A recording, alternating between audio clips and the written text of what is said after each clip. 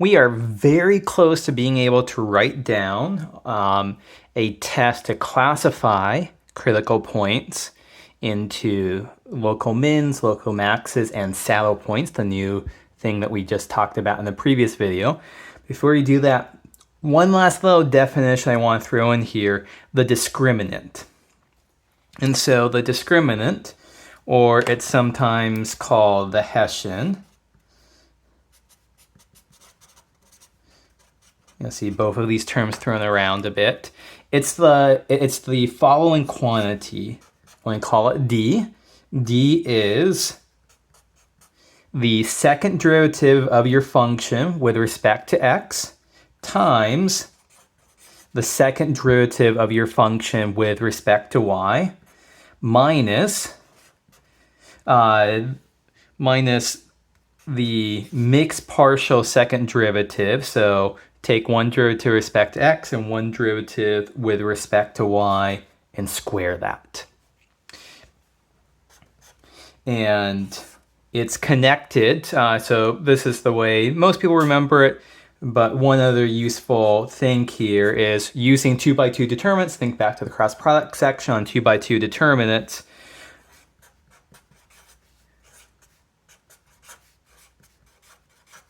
It's equal to this 2x2 determinant. So fxx, top left, fxy, mixed partials on the off diagonal here.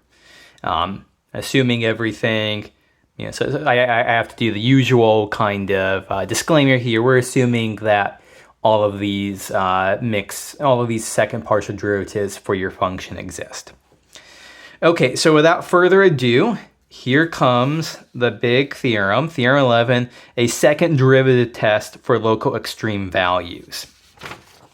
So this first sentence, standard boilerplate, suppose f of xy and first and second partial derivatives, everything you need exist are continuous throughout a disk center at AB, and suppose that the partial derivatives here at AB are 0. So that's telling you it's a critical point. We should be thinking about is it a local min, is it a local max, is it a saddle point. And here, the rest of the slide tells you exactly when you get a local max, a local min, or a saddle point. So the first thing here, f has a local max at AB if the second partial derivative with respect to x, f of xx, is negative, and d, the discriminant right here, is positive at AB. F has a local minimum at AB if fxx is positive and d is positive at AB. So both of these first two cases, let me just point out here, if d is positive, you get either a local max or a local min, and these should make sense, from one variable calculus. If your second derivative is positive, you get a local min. If your second derivative is negative, concave down, you get a local max. So that's what's going on here. And then the third case here, f has a saddle point at AB if your discriminant, d, once again, here's the discriminant, if this is negative at AB. So this is how you classify between local max, local min, and saddle point using second derivatives. Okay, so we'll go on to do some examples with this. We'll do some examples in succeeding videos here. But before I end this video, I want to make a couple clarifying comments here. So number one, there's a missing case here. There's a missing case. We have d positive, we have d negative. So missing case here, if d is equal to 0, the test is inconclusive. It simply doesn't tell you which one of these cases you fall into. And sometimes you can think about other tests that you can apply, other methods but the second derivative test, you have to do more work than the second derivative test in the case that d is equal to 0. The second clarifying comment I want to make is that a lot of people, they sometimes look at this and wonder, is there anything special about y?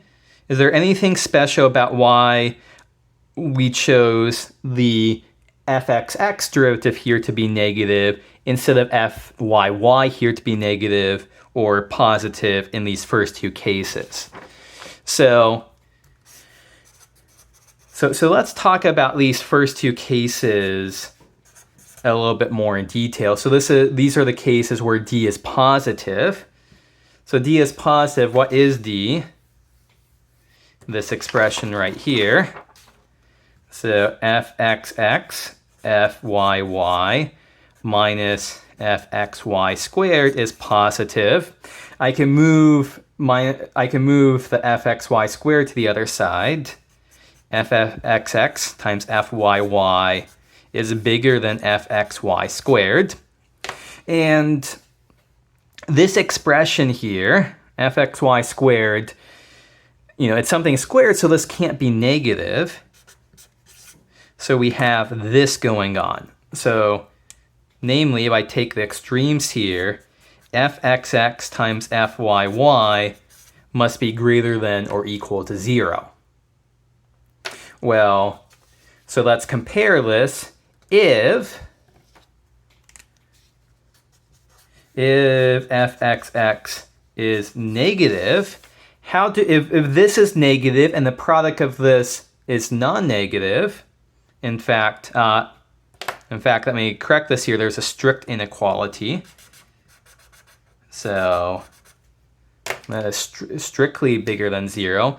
If this is strictly positive and this is negative, then fyy must also be negative.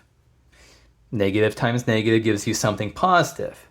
Whereas if fxx is positive, if this is positive, positive times something gives you something positive, then fyy must also be positive. So if you're in the case where d is positive, strictly positive, fxx and fyy must have the same signs. They must both be negative or they must both be positive. So I could have replaced fxx being negative here with fyy being negative. I could have replaced fxx here being positive with fyy being positive here. For simplicity's sake, it's standard to just write down this choice, but you're not wrong if you think of it in this way.